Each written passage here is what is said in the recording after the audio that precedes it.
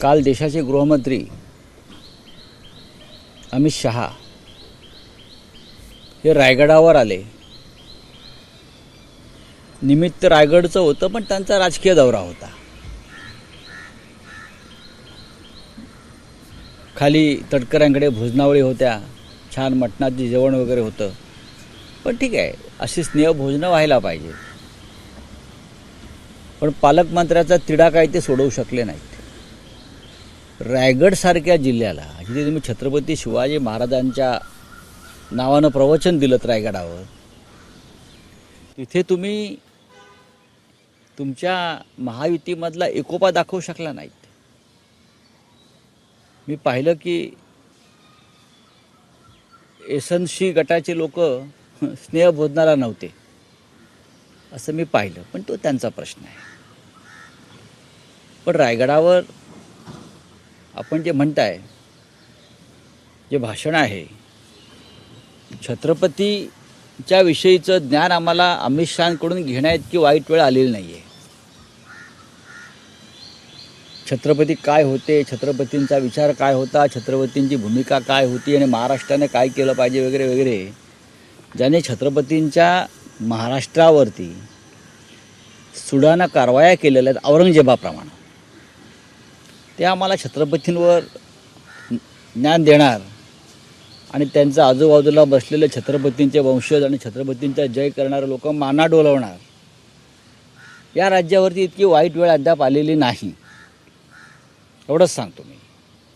आणि शेवटी कसं, गेले 3 महिने यांचेच लोक औरंगजेबाची थडगं उखडून टाकण्याच्या विचारानं भारावून गेले होते. औरंगजेबाचं थडगं, कबर ज्याला आम्ही म्हणतो, थडगं म्हणतो, ते राहता कामा नये, ते उखडून टाकू. आणि त्यासाठी राज्याचे मुख्यमंत्री देवेंद्र फडणवीस यांनी खास चित्रपटाचे प्रदर्शन केलं, छावा, आणि त्यातून लोक पेटले, भडकले. आम्ही ज्याला थडगं म्हणतो त्याचा उल्लेख काल देशाच्या गृहमंत्र्यांनी छत्रपती शिवाजी महाराजांच्या समाधीसमोर, मेघडंबरीसमोर औरंगजेबाची समाधीचा दर्जा दिला. बरं का हिंदुत्ववाद्यानं, नकली हिंदुत्ववाद्यानं, औरंगजेबाच्या थडग्याला देशाच्या गृहमंत्र्यांनी काल रायगडावरून छत्रपतींच्या साक्षीनं समाधीचा दर्जा दिला. यासारखं या महाराष्ट्राच्या जीवनात वाईट ते काय होणार, ते काल झालं. समाधीचा दर्जा. मग इतकं हाणामाऱ्या दंगली का घडवल्या? गुजरातमध्ये औरंगजेबाचा जन्म झाला, त्याचा हा परिणाम आहे का एवढं प्रेम? औरंगजेबाचा जन्म गुजरातमध्ये झाला, दाहोदला, म्हणून गुजरातच्या या नेत्यांना एवढं प्रेम आहे का औरंगजेबाविषयी, की औरंगजेबाच्या, महाराष्ट्राच्या शत्रूला, हिंदुत्वाच्या शत्रूला, त्याच्या थडग्याला समाधीचा दर्जा देण्यासंदर्भातलं वक्तव्य प्रत्यक्ष देशाच्या गृहमंत्र्यांच्या तोंडून आलं. आणि त्याच्यापैकी छत्रपतींचे वंशज बाजूला बसले होते. त्यांना खरं म्हणजे या सगळ्या गोष्टीचा त्रास व्हायला पाहिजे होता. आणि छत्रपती शिवरायांचे ढोंगी चाहते, एसएनसी असतील, देवेंद्र फडणवीस असतील, अजित पवार असतील, त्यांनाही याच्यावरती आक्षेप घ्यावा असा वाटला नाही या समाधीवर. हे समाधी हा शब्द दुसरा कोणीतरी काढला असता ना, हा औरंगजेबाची समाधी हा शब्द इतर कोणाच्या तोंडून निघाला असता तर जे वर त्रिकूट होतं ना, एसएनसी, देवाभाऊ, अजित पवार, अजितदादा संयमी आहेत, तर या दोघांनी अक्षरशः थैथयाट केला असता. कसं हिंदुत्वाचा कडेलोट झाला, अमुक झाला, तमुक झाला, औरंगजेबाचं कसं उदात्तीकरण करतायत, समाधी म्हणतायत, हे दोघे आघाडीवर असते. पण काल श्री अमित शहा यांनी औरंगजेबाच्या थडग्याला समाधीचा दर्जा तुमच्या समोर दिला. महाराष्ट्र सरकारच्या मुख्यमंत्र्यांच्या, त्यांच्या तोंडून काय एक चकार शब्द निघालेला नाही. या राज्याचं दुर्दैव आहे. ज्या समान निधी वाटपाच्या मुद्द्यावरून देखील निमंत्रण दिलं गेलं होतं आणि भाषणात देखील काही जण डावलण्यात आलं. नाही, प्रश्न असा आहे, तुम्ही अमित शहांचं भाषण ऐका, त्याने शिवाजी महाराज उल्लेखच केलेला नाही. शिवाजी शिवाजी शिवाजी एकेरी उल्लेख.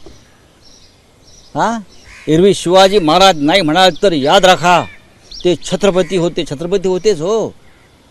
मग ते छत्रपती होते किंवा आहेत आणि महाराज आहेत हे या देशाच्या गृहमंत्र्यांना माहीत नाही. आणि ते रायगडावरती येऊन शिवाजी महाराजांवरती महाराष्ट्राला ज्ञान देतात. हे कुठले ज्ञानदेव आम्हाला ज्ञान देणारे? या ज्ञानाची आम्हाला गरज नाही. आमच्या महाराष्ट्राचे ज्ञानदेव आहेत स्वतः. आणि शिवाजी ने ये किया, शिवाजी ने वो किया, शिवाजी को ये है, शिवाजी को, ही भाषा तुमची जीभ धजावते कशी महाराजांना आरेतुरे करायला? काय करतायत देवेंद्र फडणवीस? हा अपमान आहे शिवाजी महाराजांचा. मुख्यमंत्र्यांनी गुन्हा दाखल केला पाहिजे या राज्यात शिवाजी महाराजांचा अशा प्रकारे एकेरी उल्लेख करून अपमान केल्याबद्दल. इतरांवर करता ना तुम्ही. देशाच्या गृहमंत्र्यांना, गुजरातच्या नेत्यांना अभय आहे का शिवाजी महाराजांचा अपमान त्यांनी करावा आणि आम्ही सहन करू? कुठे आहेत ते एसएनसीवाले? एसएनसी पक्षाचे लोक कुठे आहेत? फालतू नकली हिंदुत्ववाले. शिवाजीने हे केलं. मग ही मुभा सगळ्यांना आहे का? इतरांना तुम्ही प्रश्न विचारता ना. डरपोक भित्रे लोक आहेत ते. आणि यांचं छत्रपती प्रेम हे ढोंगी आहे. संभाजी महाराजांना देखील आमंत्रण का नाही हो? त्या ठिकाणी संधी देखील डावलण्यात आली आहे अजितदादांना. मला त्याच्याविषयी काय मला म्हणायचं नाही आहे. पण जर तुम्ही छत्रपती शिवाजी महाराजांच्या संदर्भात एक कार्यक्रम रायगडावर करताय तर मग सातारा आणि कोल्हापूर या दोन्ही गाद्या छत्रपतींच्या आहेत. मग दोन्ही गाद्यांच्या वंशजांना, सध्याच्या छत्रपतींना तुम्ही निमंत्रण द्यायला पाहिजे. उदयनराजे भोसले भारतीय जनता पक्षामध्ये आहेत म्हणून त्यांना बोलवायचं. छत्रपती शिवाजी महाराज भाजपात नव्हते. आणि तुम्ही छत्रपती शाहू महाराजांना आमंत्रित केलेलं नाही आहे. बरोबर ना? कोल्हापूरचे श्रीमंत छत्रपती शाहू महाराजांना आमंत्रण तुम्ही दिलं नाही. तुम्ही कोल्हापूरचे छत्रपती संभाजी राजांना आमंत्रण दिलं नाही. तुम्ही कोल्हापूरच्या गादीला निमंत्रण दिलं नाही. फक्त जे महाराज वंशज भाजपची हाजी करतायत तुम्ही त्यांना निमंत्रण दिलं. छत्रपतींचा आत्मा त्या समाधीतून तळमळत असेल. हे अमित शहांचं आणि देवेंद्र फडणवीस यांचं राजकारण पाहून जे तुमच्या पक्षात गेले त्यांना तुम्ही बोलवता. काय संबंध आहे? तुम्ही शाहू महाराजांना सन्मानानं बोलवायला पाहिजे होतं कालच्या कार्यक्रमाला. तुम्ही छत्रपती संभाजी आहेत आमचे, त्यांना सन्मानानं बोलवायला हवं होतं का? त्यांनी त्यासाठी तुमच्या पक्षात प्रवेश केला पाहिजे का? हे कोणतं धोरण आहे तुमचं इतिहास आणि या राज्यासंदर्भात? फाईल संदर्भात देखील फाईल पास होत नाही म्हणून तो त्यांचा प्रश्न. बोलिए. देश के गृहमंत्री आए थे, उन्होंने जो औरंगजेब की जो कब्र है उसके बदले उन्होंने औरंगजेब का समाधि. बात ऐसी है कि 3 महीनों से ये लोगों ने महाराष्ट्र में औरंगजेब की कब्र उखाड़ने का कार्यक्रम हाथ में लिया था. उखाड़ ही देंगे, रखेंगे नहीं. हम कहा कि ये जो कब्र है ये महाराष्ट्र के जो मराठा योद्धा है शिवाजी महाराज है उनके युद्ध का एक जीती जागती मिसाल है कि जो महाराष्ट्र के ऊपर हमले करने को आए थे हम उनको उनकी कब्र यहाँ ही खोद दी है. लेकिन ऐसे मूड में थे कि हम अभी उखाड़ कर रख देंगे. किया तो कुछ नहीं. जिसे हम कब्र कहते हैं उनको कल समाधि का दर्जा दिया देश के गृह मंत्री अमित शाह जी ने. ये समाधि है, बोले आलमगीर की समाधि. तो भाई 3 महीने से आप इस देश में दंगे क्यों करवा रहे हो? अगर समाधि है तो, अगर समाधि है औरंगजेब की आप कहते हो तो 3 महीनों से दंगे कर रहे हो आप लोग. आप ही लोग हो ना दंगे करने वाले. महाराष्ट्र में सबसे ज़्यादा गड़बड़ हुई है और दंगे करने वालों को तो पूरा समर्थन राज्य के गृह मंत्रालय और मुख्यमंत्री का रहा. समाधि है, ये छत्रपति शिवाजी महाराज का अपमान नहीं है. अगर ये भाषा, ये इस्तेमाल समाधि का अगर दूसरे कोई पार्टी का नेता करता तो अब तक भारतीय जनता पार्टी ने पूरे देश में आंदोलन किया होता.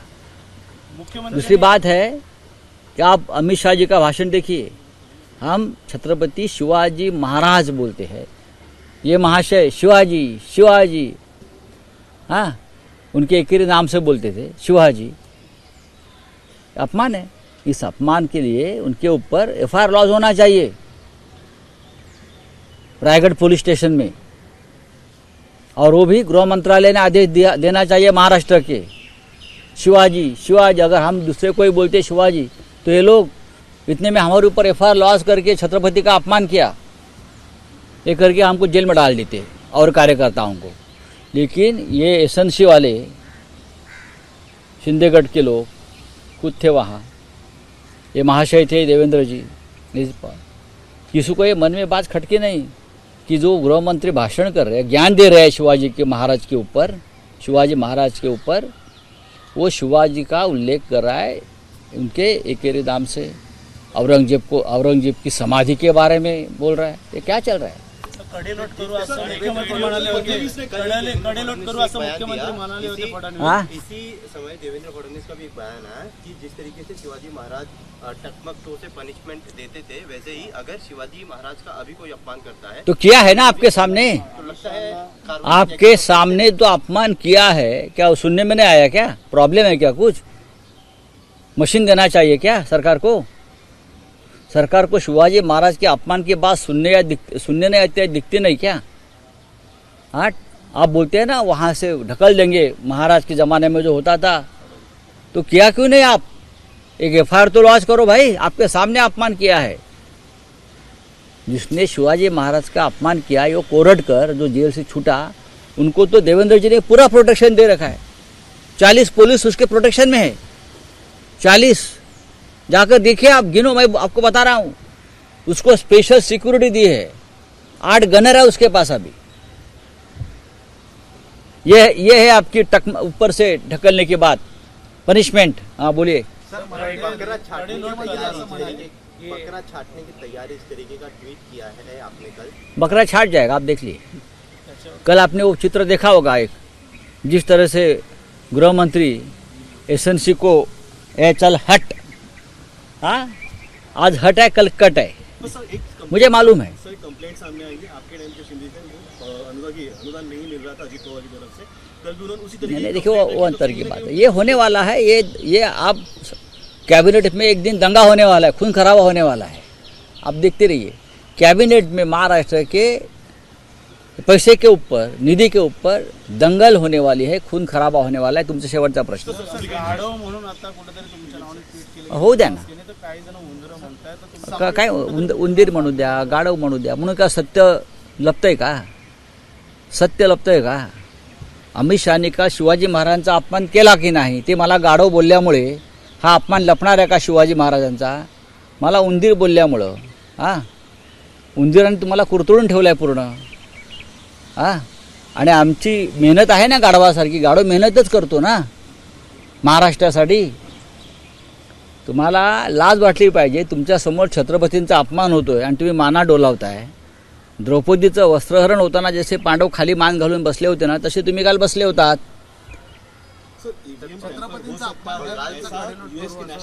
हो सकता नहीं, महाराष्ट्र में हो गया है। तुलसी गबार्ड ने जो कहा है वो सही है।